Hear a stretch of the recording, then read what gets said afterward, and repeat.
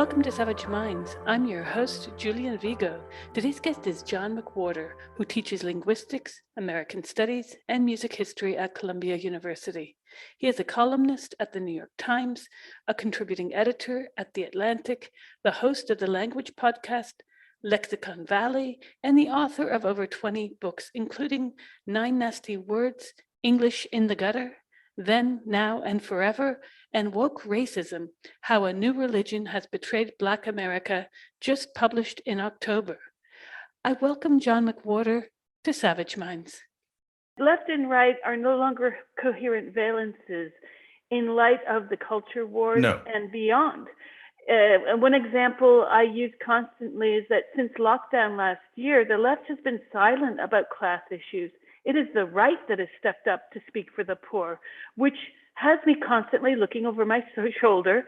I'm watching Tucker Carlson nodding my head when back 2003, 4-ish, I couldn't stand the sight of him because what he said I found very problematic about the invasion in Iraq and Afghanistan, whatnot. To his credit, he's come out and repented for that kind of political support that he lent to those wars. But this is just one of many examples. And so Savage Minds was founded last year because I found myself finding wall after wall. I'll give you an example that involves you. I used to write for Black Agenda Report. I submitted a piece. It dealt with what happened with Adolph Reed being essentially blacklisted from the DSA. Right. And I was sent an email from the editor, Glenn Ford, who has since passed away, and he said, because I quoted you in my piece, and he said, I can't believe that you cited John McWhorter. You have shitty friends.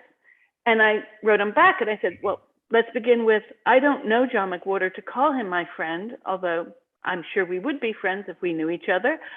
But this is not about friendship. This is a professional relationship I have with you, and I don't understand this kind of diatribe. It was very unprofessional. And it really illuminated me as the kind of battle lines being drawn, even within the publication industry, if we can call it that. So I created Savage Minds as a means of getting away from it, because we really need to start speaking about issues. I think we need to step away from party lines, and we need to address the issues, as you have so beautifully in your book, Woke Racism. I have had it up to my back teeth in terms of the way in which dialogue is impossible today without being called a transphobe, a racist, etc.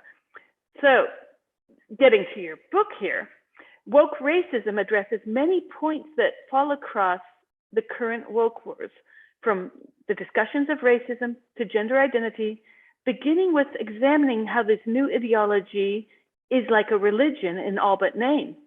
And this explains, in your book, you explain why this is so destructive and incoherent, yet why this is so attractive to so many people. Can you begin by discussing what drove you to write this book and some of the points that you had initially hoped to get through? Well, I think the key point is the sort of thing that you're referring to, which is that people like you and me, for example, who always thought of ourselves as, on the quote unquote proper side, even if that sounds a little bit smug, suddenly finding that, we're getting witch hunted and berated by people who are essentially calling us moral perverts for thinking something or not thinking something. And after a while, you start to wonder, what is wrong with these people? What happened? There has always been a type like that. In my career in academia, I have known that sort of prosecutorial person who comes from the hard radical left and thinks of their views as truth incarnate and is ready to wrestle to the ground anybody who doesn't think so. That was always a type, overrepresented in academia and the media. But about 2 years ago, in the wake of the pandemic and George Floyd, something happened where that kind of person started running the show. It got to the point where that kind of person could stand up and call you a white supremacist and make you just kneel down. And I think a lot of people are thinking, what is wrong with these people? And what's wrong with the people is that they're not coming from a conventional place. We think, why are they so closed to other opinions? Or to, if it's going to be about me for 2 seconds, why would anybody who's remotely familiar with my work think of me as somebody who could very easily be designated a shitty friend, as if I've written these screeds or as if I have these extremist views. What is so quote unquote shitty about me? And you think, what's wrong with these people? And it's not there's something wrong, but it's that what started out as a socio-political orientation has become a foundation of people's identity, and frankly, something of an obsession. These people, they don't put it this way, but the way you make sense of these people, the way you can tell that they're not crazy, although they are a problem, is that they focused on an idea that battling differentials in power, especially where white people hold the power, should be our central focus in anything that we do of any particular profile. So not when you're sweeping up your house, but if you're doing anything that's supposed to be of societal impact, you are supposed to be battling differentials in power. Now, 100 years ago, people were battling differentials in power. But with these people, the idea is if you're not doing that, if you're not decentering whiteness, then there's something wrong with you. That is the moral urgency of our times. So for them, they figure they're doing good. And if you're not going to join them, well, it's worth cracking some eggs to make an omelet, because you are on the wrong side of history and you need to be shouted out of the room. And that is what you are dealing with. That is what I have dealt with. I now, once you understand where this person comes from, you realize where you have gone wrong in thinking you could break bread with people. For me, it goes back 25 years. And it just needs to be reified. We need to understand where these people are coming from, even if they don't put it that way themselves. I think the religion analogy is useful and frankly accurate. I really do regard these people as parishioners, and it means that they never frustrate me. They never surprise me. It's a religion. They just don't use the word. And we need to realize that that's a kind of person you cannot reason with them on these issues, such as race issues or issues about any category of person. Reason will not work. You have to learn to either stand them down if they're standing between you and something legitimate that you want, or you have to step around them. You have to understand that there's some people you can't have a discussion with about these things. And that's what woke racism is about. It's not about how Black people don't need help, but it's about how a lot of people standing up for us, and white, Black, and everything in between and around, are doing something different from what civil rights leaders have traditionally been doing. And we have to understand that even though they call themselves being interested in something called social justice, what they've really joined is what I hate to call a kind of zealotry that is more about showing something to one another than helping real people. And we have to start treating them like that, because if we don't, then real civil rights activism, real change for real people who need help doesn't happen. That's what woke racism is about. Well, it's interesting in all of this not centering whiteness, that whiteness ends up being magnified by people like Robin DiAngelo and her ilk, if I may say so. The fact is that with all of this talk of whiteness, there's been very little talk that whiteness might just be a fiction, wink, wink. In the same way, and I'm thinking of what you write here in your book, a really beautiful section. I just love this. When you refer to Kwame Anthony Appiah, whose work in my father's house I've loved, I've taught, I've written about.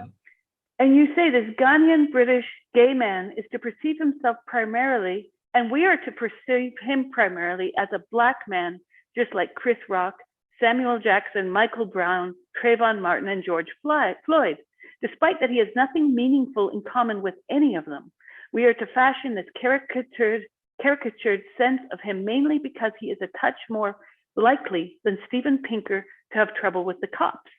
That was so eloquent to me, because what I see constantly happening is this conflation with Blackness as an essential identity with everything but, because the history of African Americans and the history even of, let's say, Ghanaians is quite different than the epitome of race that many of these people are referring to. And I have problems with this, even going back to Darwin and the way that his work has been misconstrued, because Darwin poked fun at the idea that humans had races. And he writes this very clearly in his work. Yet somehow we're supposed to believe that he too is part of the problem, that the woke revolution must now topple his statue.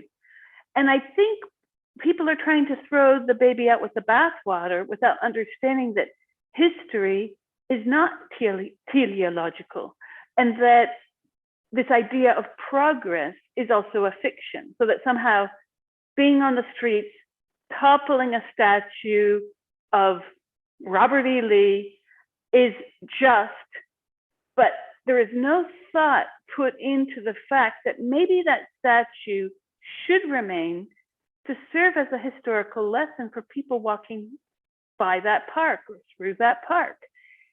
Can we erase the ills of history by simply erasing all mention to the wrongs?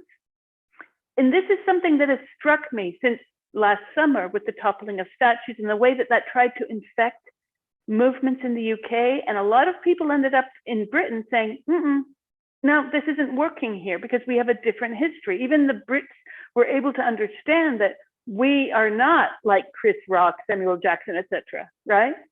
Mm-hmm.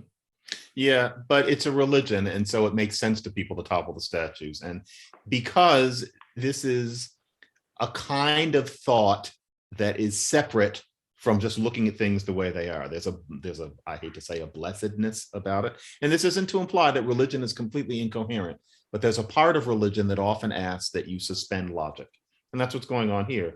The very people who are pushing these statues down or urging that they be pulled away aren't aware of how much they look like what the Taliban were doing not too long ago, where the very same people, tisk and thought of these people as primitives for being so concerned with imagery and, what a piece of art might say about the past, etc. Primitive if the Taliban do it, but if you do it in American English somewhere in the American South, it's considered the most progressive of ideas. And, not all statues need to be kept up. I mean, there's a case-by-case issue, but the idea that you might leave the statue of Robert E. Lee up and teach children of it as a reminder of something that you don't want to go back to, as much sense as that makes, you're supposed to pretend that that doesn't belong at the table.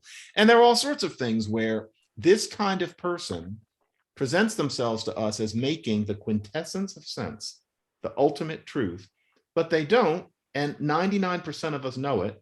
But we pretend that they do because we don't want to be called white supremacist on Twitter. But what it means is that, say with Appia, and it's interesting, I've had the occasion to actually sit down to dinner with him and some other people since I wrote that. And so I know him better now than I did in passing back then.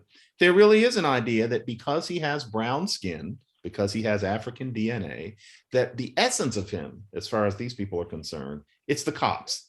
The quintessence of the Black experience is that you might have more trouble with the cops than a white person. And never mind that the data on that is extremely oversimplified.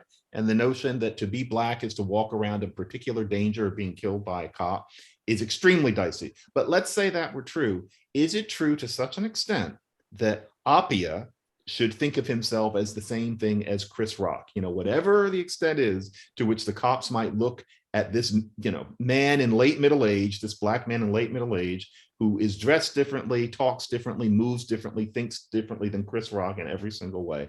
They're going to be finding him more suspicious than they would Steven Pinker. Maybe there is to some degree. Does that define what his whole identity is supposed to be? And any sensible person knows that it doesn't. It's a vast oversimplification of what humanity is. But we're supposed to pretend that that isn't true. And when I wrote that, I thought about Appia. He gets up with his quintessentially wise self and talks about individual identity. Don't let yourself get lumped in. And everybody nods. Everybody says, okay. Partly because when he says it, it's in an accent which in American sounds foreign. But still, based on our new orthodoxy, he's wrong. We're not supposed to think of him as an individual. We're supposed to think of him as a Black man who lives under the same circumstances as all Black people with our intersectional selves, laboring under the pressures of white hegemony, despite the fact that Appia is married to a white man. None of this makes any sense. And yet we're expected to pretend to think so. Woke racism is about coaxing people to stop pretending to think this stuff makes sense, because otherwise it's going to run our entire lives. Well, I'm thinking back to, I don't know if you've seen this film called Hollywood Shuffle by Robert Townsend. I remember it well. Yes. Yeah. I love this film because he takes aim at the way that Black actors are caricatured within Hollywood. So you have Robert Townsend's character who's trying to get a role in a film, and you have Samuel Jackson, who plays this guy who's like a pimp, and he's always trying to get his activator. It's hysterical, the film, and it's a huge condemnation of racism in Hollywood. At the same time, the film ends with Robert Townsend being the postman. It's quite beautiful. I love that ending. But you know what I'm struck by is that we've been there before, such as what Robert Townsend did, or what Marlon Riggs did with Black Is, Black Ain't. And that film itself was a really great exegesis of American television. And he points to in the film, I think the consensus of the film is basically that the best film about race in America is All in the Family, with Archie and calling Meathead and calling the Jeffersons the names that he used. And this was the realistic approach. Now, today, we all know All in the Family wouldn't have even made it past the pilot. It would have been so canceled. So we're at this crossroads of, can we represent things as they were, or must we pretend, like toppling the statues, that things never happened, creating this paradise of a mythic past that never happened? And you discuss this in your book in the sense of, in the first chapter, what kind of people, you focus upon the people wielding this ideology to spread its influence while giving its adherents the genuine impression that they are forging progress, that reason and morality are theirs alone. And your claim is that society is changing not because of a burgeoning degree of consensus and moral sophistication, but because of fear. Like the gender movement, which peddles in regressive and sexist stereotypes that get away with this simply because they take to the public square to call women, feminists, J.K. Rowling, transphobes, and heretics. This has happened as well, such as what happened with Adolph Reed. And I'm thinking back to his piece about 6 years ago, where he compares Rachel Dolezal's predicament to that of Bruce Jenner. And he says, one trans good, another bad. People ridiculed Dolezal very quickly. She didn't get much truck with her claim to be Black from the general population, but Bruce Jenner does. And there's something quite essentialist about the fact that one is so embraced and the other not at all. Because if you're going to carry through this identity politics rationale, then we can all identify as anything. I can identify as you, John, and you can be me. We can just switch off like Freaky Friday. It's interesting. The Dolezal case was never truly chewed on, because it's easy to forget this, but the Dylan Roof killing 9 Black people, that happened right after that. And justifiably, we talked more about that than Dolezal, and she never really quite came back in the media. But it was interesting. You have this white woman who decides she wants to be Black, and you can tell that she kind of gets off on pretending to be a victim. She likes that identity. She makes up things that are happening to her.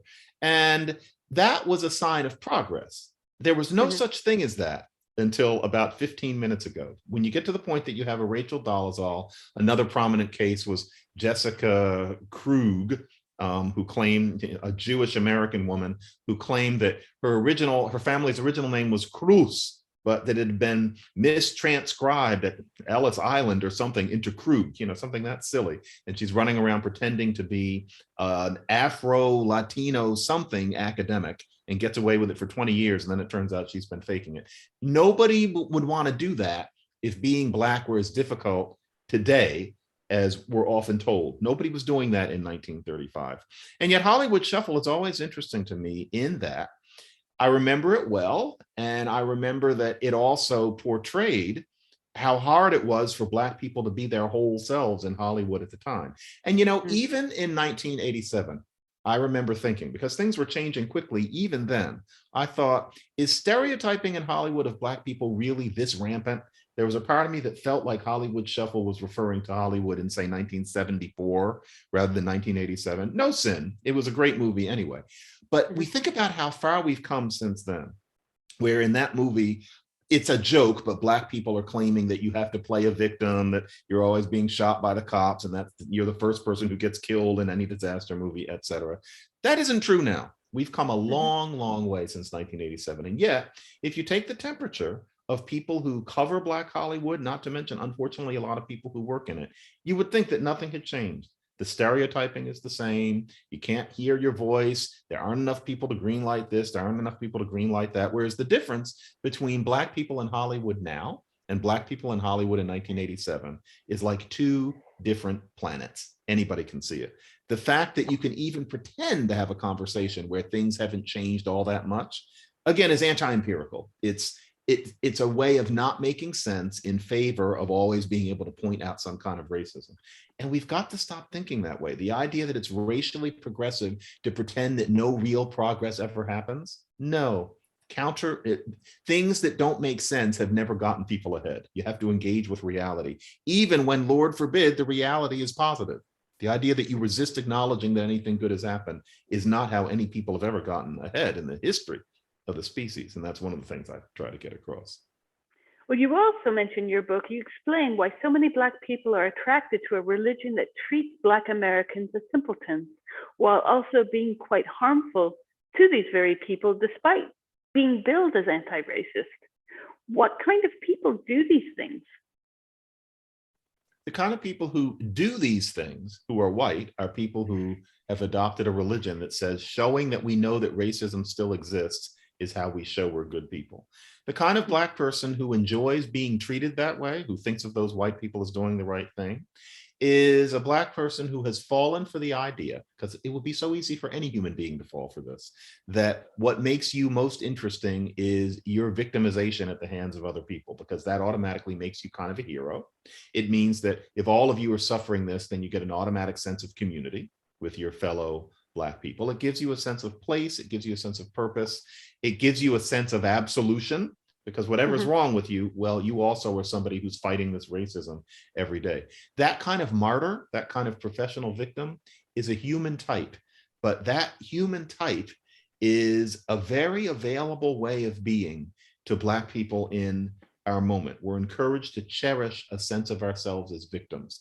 And I think anybody can reach into how that can feel kind of good sometimes. Probably all of us fall into it to an extent. When a relationship goes badly, when we were in 5th grade and we had a stint as the class tattletale, it's human.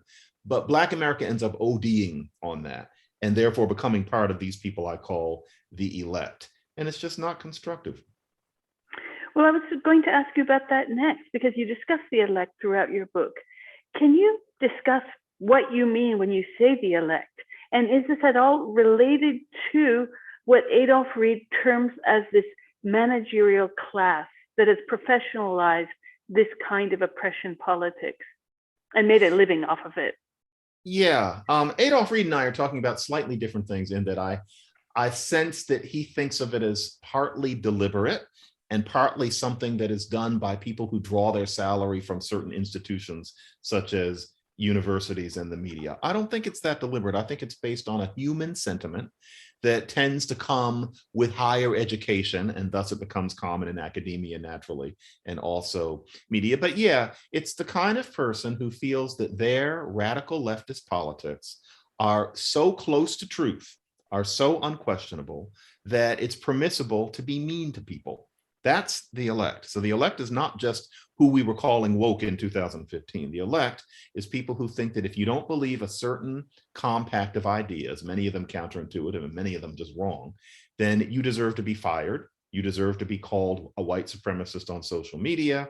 You deserve to be called a shitty friend, that sort of thing, that exclusionary idea. That's the elect. These are people who are high prosecutors and executioners and think that it's justifiable in the name of a higher goal. That's the elect. And those people now have disproportionate power over our institutions of academia, of the arts, of increasingly our judicial institutions. In other words, how we think and how we express ourselves and how we dream. And there's some people who insist that what's more important is what happened on the Capitol steps on January 6th, and the fact that there were Republicans who were trying to keep Black people from voting. Both of those things are terrible. I'm more interested in the second. But the idea that what I'm talking about in woke racism is somehow trivial compared to the other two, no. Anybody who truly believes that is somebody who probably kind of likes what the elect do. All power to them, but I don't, and I think most of us don't. And it's time that we started being more vocal about it. You're listening to Savage Minds, and we hope you're enjoying the show. Please consider subscribing. We don't accept any money from corporate or commercial sponsors, and we depend upon listeners and readers just like you. Now, back to our show.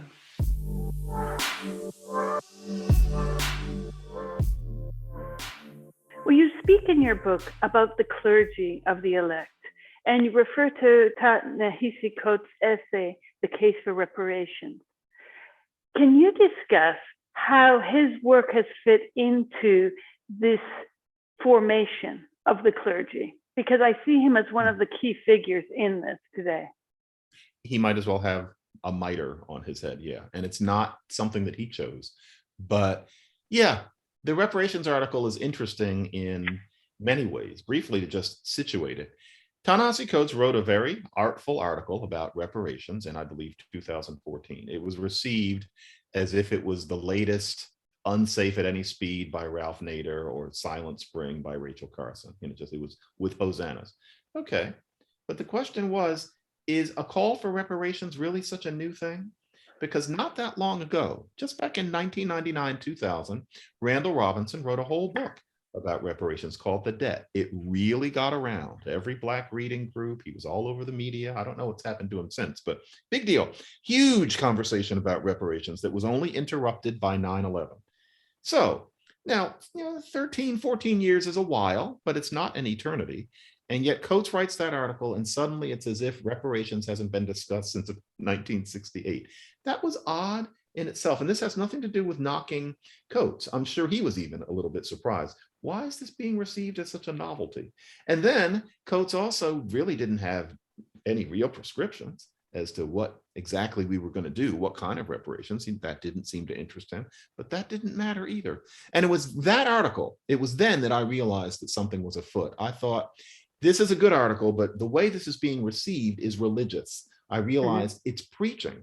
Everybody knows what he's saying for the most part. I think it did increase a general awareness of what redlining was, but that's not why the article was received the way it was. It was scripture.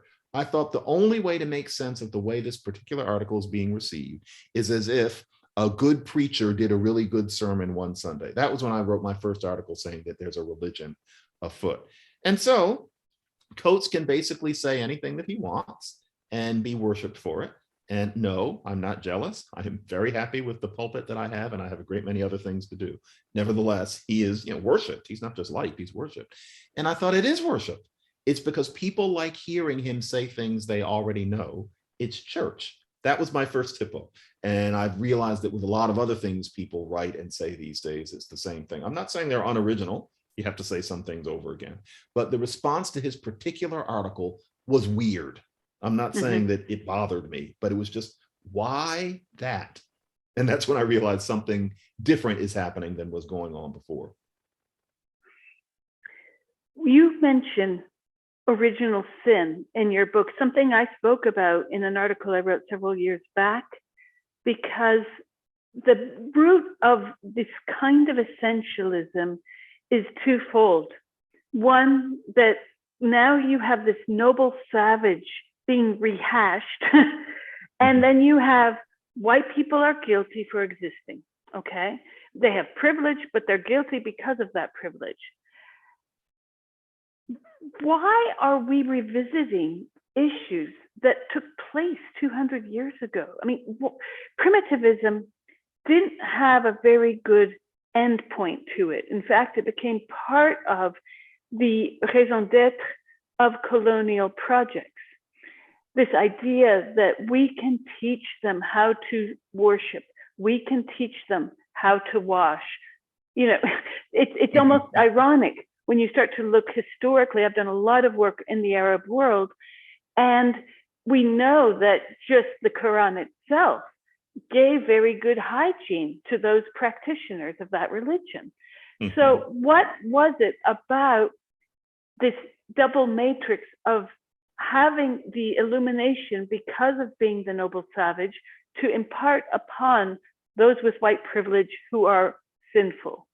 How did we come to this 180 in racism of a sort? And I know people will think, oh, you're talking about reverse racism. Well, remember that discussion in New York in the 1980s, when people in the 90s, when people would underscore that's reverse racism, and people would say, no, you cannot, Black people cannot possibly be racist.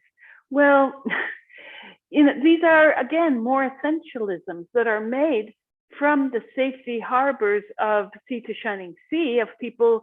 I think Americans have the lowest percentage of passport possession in the world. Racism does exist, and it exists in very strange ways. One example, Morocco. You have 3 primary Berber tribes, and most of them tend to be lighter skinned, fair eyes and hair than the Arabs. This is a generalization, and there is racism directed at them. It is not uncommon. The first time I lived with a family in Morocco, in Rabat, they had a 14-year-old servant girl who was a Berber girl, and she was basically a house slave. So racism isn't necessarily a predicament based uniquely on the oppressed being darker or having certain attributes that once upon a time were universal within a Western specter of racism, if you follow. Yeah, I think something I've particularly experienced during the media tour for this book is that there is a meme that overrides any logical sense that you're talking about, how efficacious it can be to train groups in these particular ways. There's an idea that white people need to understand their complicitness before any political change of any significance can happen. And so we have to train white people to have better, say ethical hygiene in this way, because otherwise no Black people who are poor are going to get any less poor. That's a very fragile proposition. I ask why? How do you know? Where do you get that idea? It's under-considered. There's a nice idea that white people get so guilty that they bow down and change things. But what the actual mechanism in society would be is quite difficult to conceive of, but we're not supposed to be thinking that concretely. And I insist that we start doing so. And what you say about Morocco is interesting, because the whole discussion here about the legacy of slavery and Jim Crow tends to imply that something uniquely hideous happened in the United States, as opposed to the fact that slavery, frankly, was more oppressive in a great many places in the Caribbean, has been a norm throughout history, and discrimination is a human universal. I really do think that Americans would benefit from more travel. You talk about the idea that everybody after high school would do some kind of 2-year service, and I would say abroad. I think a lot of people who speak for Black people and a lot of Black people themselves would benefit from what many Black people get who join the military, which is just to go to other parts of the world and look at what real unbridled racism and discrimination can be like against all people, roughly, except white people, that you don't have to have chocolate brown skin. Then come back to the United States and talk about how deeply racist you really think this society is. Go roughly almost anywhere else, and then say that an American college campus is a racist place. Say it out loud. Look yourself in the mirror and say it. But that doesn't happen because we Americans are somewhat parochial, as you said. We don't translate books. We have the lowest number of passports. For us, the United States is the center of the earth. English is God's language. We can't help that. That's something that any American is born into. Call us complicit. But it does mean that we have a rather parochial sense of these things that would change if more people got to travel more. Absolutely. I remember my first time in Honduras, there was an American with me who was shocked that there were Chinese Hondurans. And I was like, yeah, go to Mexico City. There are huge communities of Hasidic Jews. There are all of the greatest intellectuals of Mexico have names like Poniatowska, Krause. You have names that are definitely not Spanish or other indigenous names. So, and it's also interesting because you teach music history at Columbia. And when you hear people talking about jazz, my favorite is when people talk about Miles Davis and he really gets the oppression of his life. And I'm thinking, I had this discussion with someone. I said, he came from a middle-class background. His father was a dentist. And people don't really want to hear that. No. They want to hear the chain gang references. They want to hear the caricatures of what roots, the 1970s roots, gave them. And I think that I'm American. I'm a naturalized American. I was raised in Canada until the age of 10. And then we moved to New Orleans. And I remember the first thing I saw was graffiti on the walls. And I asked my mother, what does motherfucker mean? Because I had no idea of these words. And there were racist terms also graffitied. And New Orleans is an interesting city because it's one of those towns, at least in the 70s, that was primarily African American, and that the notion of race was much more interesting than it is in the Northeast. People knew that it wasn't uncommon to see Black kids in my school that had very light hair. It was not uncommon to see, and people would use the word then mulatto or whatever, or mixed race and whatever. But this raises a larger question, going back to In My Father's House, or even to, well, I'm thinking more broadly in terms of how African Americans have been made to think of themselves as purely Black. Somehow this one drop rule has permeated self-perception such that we must obliterate any mention of quote unquote whiteness. And that too, I would bounce back as whiteness is itself a fiction. Do you remember the film Russian Ark? That I don't remember. It's a beautiful film. I can not recommend it enough, but it really is about this deconstruction of Russian identity. Because 150 years ago, Russia, Poland, these were not considered at all white countries. These were very exotic countries. They were a step away from being the T.E. Lawrence of the Middle East space. So the way in which people understand even Europe, where does Europe begin and end? I would ask my students at NYU. What does that mean, the West? Where do you put is it the Bosphorus? Do we carve Turkey in half? Where do you put that line on what is Europe and what is Asia? And when you ask undergraduates this, it's quite interesting because they're not as polluted with this kind of ideology, at least not in the 90s they weren't. And you can have productive discussions about what that kind of line drawing meant as a discursive practice by historians. The same thing with Huntington's work or Edward Said's work, speaking back to Huntington.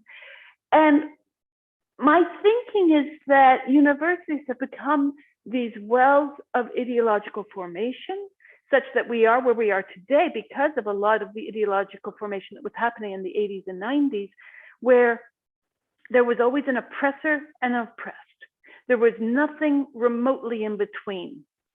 So when you talk in your book about the way in which this ideology is like a religion or is religious, there's a problem with how people are inculcated into the religion by fiat of lessons at a grammar school or a university, or by cultural interpolation, such that people growing up when I was in New Orleans in the 70s, they knew what words to use to hit back at someone. They might have been racist words. They might have been words about the fat kid on the schoolyard who couldn't dribble a ball.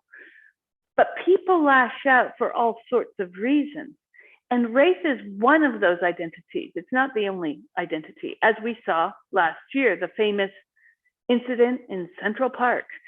And I find that incident quite interesting because I read a review of the incident, I believe it was the New York Post, where the columnist said that the real Karen was the person who made a big stink about what was happening because he went and did some research about the squabbles in Central Park between the bird watchers and the dog walkers.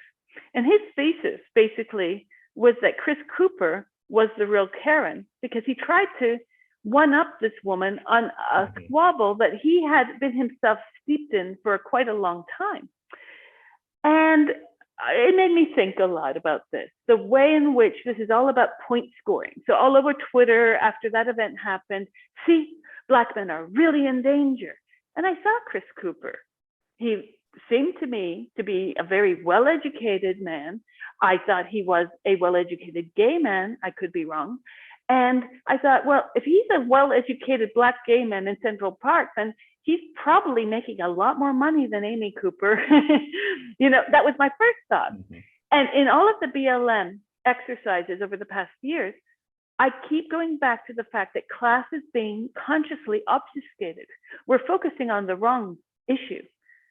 Class should have been the issue that is addressed in terms of Trayvon Martin, in terms of George Floyd, in terms of all of it, and not just Black men, by the way.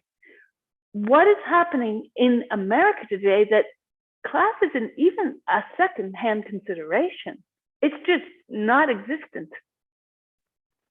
No, we don't talk about it. It's interesting. I always think the British, we keep talking about TV and movies, the British sitcom Keeping Up Appearances about Hyacinth Bouquet. That is one that could never translate into American. There's this tradition, or used to be this tradition, still is, of translating British sitcoms into American, including All in the Family.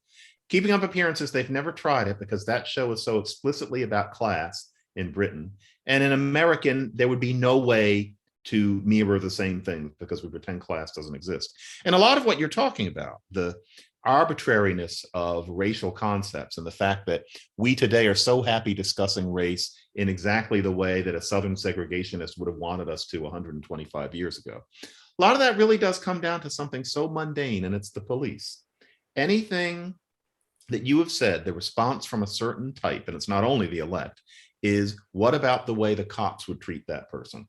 So you have a person who, one parent is white, one parent is Black, and they are a pundit, and they make an awful lot of noise about their Blackness, and they clearly think of themselves as Black first and American and everything else second. And you're thinking, you're two things. Why are you pretending you're only one? And the answer to that is how the cops would treat me, or how the cops would treat, if it's a woman, how the cops treat my brother, or how the cops would treat my boyfriend, etc.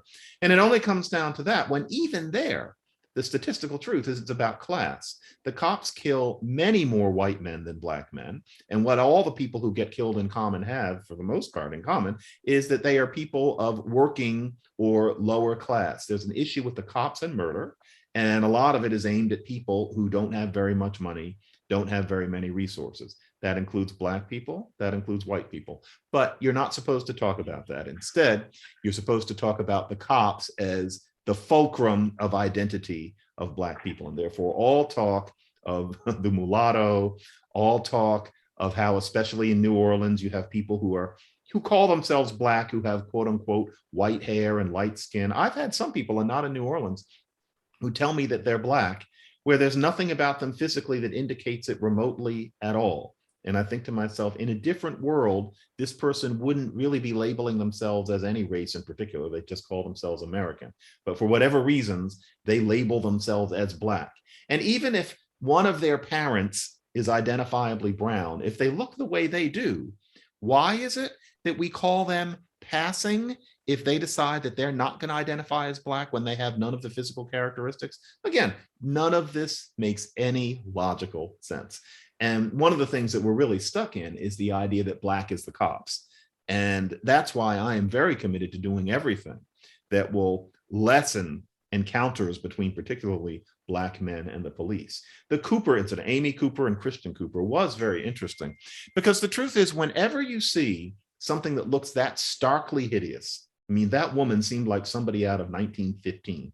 You can be almost sure that we're not getting the whole story. And yes, there was a whole context in terms of what that guy was asking her. Also, if you look at the transcript of what she actually said, it wasn't ideal, but it wasn't specifically that she just jumped on the phone and said an African-American man is chasing me. That's not what happened. It was weirder than that. But we're encouraged to think of there being a certain narrative. And, to his credit, even Christian Cooper said, I really like this, that she didn't deserve to be tortured any more than she already had. He didn't think she deserved to lose her job. She was strung up in the media. He figured that was enough. But a lot of other people did not think so. And that woman's life will never be the same. That is the climate that we're in. And it's time that those of us who are left of center, but have not fallen into being part of a religion for one reason or another, need to speak up and take things back to the middle. That's what I think. No, I agree. And the interesting thing about the Cooper incident, or the Coopers incident, is that it was his sister that got this rolling on social media because she's some big wig in Hollywood. And I thought a lot about the class even in that, and the way in which social media becomes a downward spiraling snowball with no control at a certain point. And I did notice that he made that statement about her. It's just interesting to me that we are on this trajectory to take up, almost like Shirley Jackson's Lottery, and stone someone to death, and then afterwards say, okay, done, they suffered enough. And I think we need to roll back the discussion and start to get at, wait, she was saying something to him, and his response was, well, I'm going to do what I want to do, which she took as a menace. She took as threatening. Agree with her or not, because what she did, as you said, I found that not ideal and troubling. At the same time, you have one person perhaps perceiving a sexual assault menace or a threat to do that, and the other one trying to have his way to look at the birds that he came to look at and that her dog not be off the leash. It was an interesting power play. Even after reading the transcript, I had more questions than answers. But it's really the media pile-on that got me concerned about what the discussion is going to constantly in the States. Race is our elephant in the room, and yet it is that molehill that we make into a mountain, often, not always, of course. And I think that we lack, as a culture, the ability to see the difference between racism and not racism. Everything cannot be racist, because if everything is racist, therefore nothing is racist. So how did we get here, John, that now we are in a situation where people are using their victimhood status to be right? I can beat anyone online if I just say, well, I am that group you've just referred to, so you don't have a right to speak about it, you cis-het white male oppressor. Mm-hmm. Yeah, social media does this. Social media makes us into a village, and social media gives loud people a platform, and social media whips people up. And so, none of us are going to do without Twitter or Facebook or the rest of them at this point, but everything changes when Twitter and Facebook become default in the year 2009. And it's been snowballing ever since then. And it's a problem because, there have always been certain Black people who used this theatrical victimhood status as a kind of a battering ram. That's been a type for 50 years. But now that kind of person has an awful lot of people behind them, because there are an awful lot of white people who pretend to agree with everything that person says because they've learned that that's how you show that you're a good person. And they have better things to do than to think about any of these things too hard. And all of that is understandable. I can imagine if I were white, I would be very devoted to showing that I believe the right things about Black people, and would even bend over backwards and allow some cognitive dissonance out of a fear of being called a dirty name, and figuring that if I dot every I and cross every T, it will take an obsessiveness that I don't have time for because I have other things to do. I get it. But the whole climate there ends up meaning that an ideology is out there that I think, frankly, hurts Black people. That's the problem. If a whole lot of white people decide that it's not insulting to say that Black kids shouldn't have to take standardized tests, if a whole lot of white people pretend that that isn't one step from saying Black kids aren't as smart as others, then we need to blow the whistle on that, because a lot of people call that anti-racism. I call it racism under a different guise. If a whole lot of white people and Black people alongside say there needs to be less policing in dangerous Black neighborhoods because the police make mistakes, and the people in the neighborhoods themselves say, no, actually, we would like more policing, and that's considered a legitimate argument, where people are going to look over each other's shoulders and pretend that there's nobody who's right and there's nobody who's wrong. Well, a lot of people call defund the police anti-racism. I call it racism under a different name. And we need to just start saying it loud and clear. In my book, I say, be Spartacus. It's time for people to stand up and say that this message, even though if you disagree with it, you're going to get called a white supremacist on Twitter, is anti-Black itself, and I won't stand for it. And I hope as many people can do that as possible so that we can return to what I think of as the better days of 2019. I never thought of 2019 as paradise, but something went way off in about May of 2020, and it's just got to go. To what degree do you think lockdown had an effect on what happened in 2020? Huge. I think that the social history has yet to be written, but it was a time, and you hate to say this because, we're all still bruised, and I'm not trying to say that people did this deliberately, but you have to remember what May 2020 was like, and I think we all can. It was then that we'd been in for 2 months, and it was then that it started to become clear that it wasn't going to change anytime soon. And it was spring, and you're looking out the window.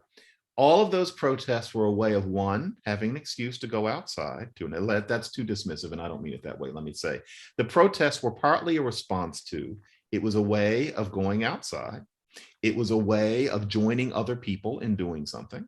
And there was a certain letting off of steam that could be hard to do if you were stuck inside your apartment or even your house for months at a time. I firmly believe, as hideous as the murder of George Floyd was, we've seen such things. And I think that that alone would not have sparked the kind of protest that we saw if people weren't desperate to get outside and breathe other people's air to an extent. And I understand that, but it means that social history, there's always that element of chance. What would have happened if William McKinley had not been shot? That sort of thing. The butterfly flaps and there's a storm in Brazil. In this case, if there hadn't been a pandemic, I don't think there would have been the new racial reckoning of 2020. And I think many people would say, well, good. It means that something good came out of the pandemic. But an awful lot bad has come out of it too. And it's time to clip the wings of this thing. But yeah, the pandemic was a lot of it. Everybody wanted to get out. Everybody wanted to join something. That had to be part of why that happened, because at the time it was mystifying. George Floyd was a terrible thing, but to me, metaphorically, it was looking out the window, or literally in my neighborhood, and thinking, well, it's just like with Ta-Nehisi Coates and the reparations. Why this? Why this response to that thing right now? The pandemic had to have been part of it. It also removed people from their physical possessions of a home. Meaning that, and going back to the discussion on redlining, who owns homes in the United States and who does not? Who was locked down in a tiny flat? Who was not? And when you have the Robin DiAngelos of the world, I don't know for sure, but I can pretty much bet she doesn't live in a tiny flat. It's really easy for white managerial class professionals to get out on the streets and say, I'm just like you, when they're not. Yeah, it's an equalizer. If you're out there with your fist up in the air wearing a t-shirt, then you get away from demonstrating what you really are, which you might feel guilty about. And it's not that nothing good has come out of the racial reckoning. It's not completely a bad thing for people to think more about race than they had before. But we're tending to pretend that before May of 2020, America was where it was in about 1969. And that's not true. I have told many hosts of these shows over the past couple months, I think white people were feeling quite guilty enough. I'm not sure why we decided that they needed to feel guiltier. And I think that we needed to just work constructively with what guilt there was. We were being distracted even before 2020 from that kind of constructive work by this idea that striking poses is somehow a necessary beginning, when really what you need to do is just go out and begin. Absolutely. And I have had a discussion with my father over the years. He is no longer on this earth, but he comes from Gujarat, and he moved to Alabama in 1959 as a dental student. And he saw the entire civil rights protest, took part in it. And he'd tell me as I was growing up how lucky he was that the British colonization of India gave him certain types of access to education, the ability to speak English. And I was horrified. My woke inner child was horrified. And I thought, how can you, and I was much younger, how can you say that? But the British is a... And over the years, our discussions would develop, and I became very understanding of what he was saying as I grew older. Because history is not black or white in a discursive sense. I mean, it is much more about the nuances and the contradictions. And I think that our current era and this generation of 20 and 30 somethings are reacting to not at all racism, John. I dare to say that I think this is a lot about economic disempowerment, anger at the institutions that existed for their parents that no longer are there, jobs. Go ahead and get a second master's, go ahead and get a third, get a PhD. There are no jobs for these people. And I wonder to what degree a lot of this is displaced anger using George Floyd and other people, the protest subject at hand, as the reasoning for the venting of the anger. And I'm thinking from my anthropological perspective of having gone to possession ceremonies in Morocco where people would act out being possessed by Aisha Khandisha, and they'd throw the glass across the room and the Sufi musicians would be singing and drumming. But you could see that they were acting. These people in trance weren't really in trance at times.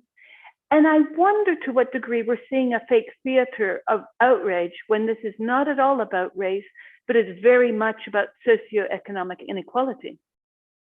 Yeah, there is a theatrical aspect to a lot of this. And certainly there's a general frustration with the way society operates and what prospects are offered for you that can be released by a sense that this society is wrong, for one thing, in being racist cesspool, etc. But yeah, the theatrical aspect of a lot of this is a lot of what makes me question and a lot of what makes me speak out, because there's an extent to which people not only are lying or letting basic logic pass in the name of something more, but there's a performance. Some of the body language, the way a lot of the buzzwords and the buzz phrases are used, in the degree of outrage at things that nobody would have thought of as a big deal about 10 minutes ago. There's a certain amount of acting. There's a certain amount of kabuki. There's a dance. And Shelby Steele, the conservative scholar who actually inspired me, I am just basically taking the torch from him.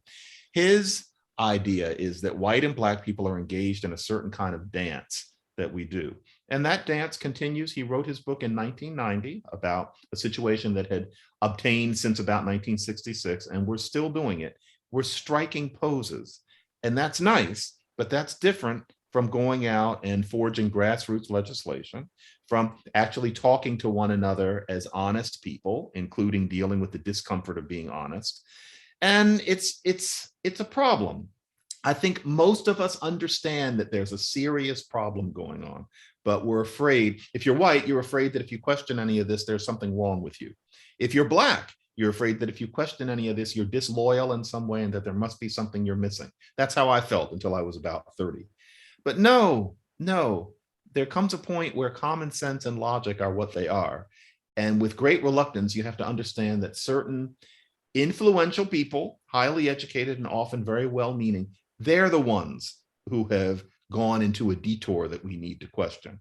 And that's hard when those people can be so mean, especially on social media, and you start to think maybe it's me who's wrong. You probably aren't. That's my message in woke racism. We have to start holding these people's feet to the fire and showing them that they need to listen. They don't know they need to listen, but they need to. And more to the point, they're not going to listen. We have to start telling them they can't always have what they want. And that's what the book is about. Well, you say at one point in your book, I'm going to quote you, in sum, on the question of identity, elect ideology requires non-white people to found their sense of self on not being white and on not liking how white people may or may not feel about them. No one would wish this self-conception on their child when laid out explicitly in this way. The idea of it as progressive is false. It sits as a gloomy, illogical, and pointless burden upon the souls of people whose spiritual energy ought to be directed elsewhere. Love that. Where should their energy be directed then? Towards helping the Black community with the problems it really has. And that is the war on drugs, teaching reading based on sounding out words, and championing vocational education. Those three things are what Black people who need help could really benefit from. The idea that your identity is a matter of carefully curating a sense of self based on resisting what white people may or may not think of you. That's a very modern idea. It doesn't make sense to a lot of even Black Caribbeans and Africans, immigrants here, and they are correct. Your identity should be based on what you like to do, about the 99.9% of you that is not about how white people may or may not feel about you. We have to stop fetishizing that particular interface, because that's not what a person is. Maybe a Black person needed to think of themselves that way a very long time ago. But for people to still insist that white feelings define what one's Black identity is to that extent in 2021, it's a pose. It's not real, and we need reality.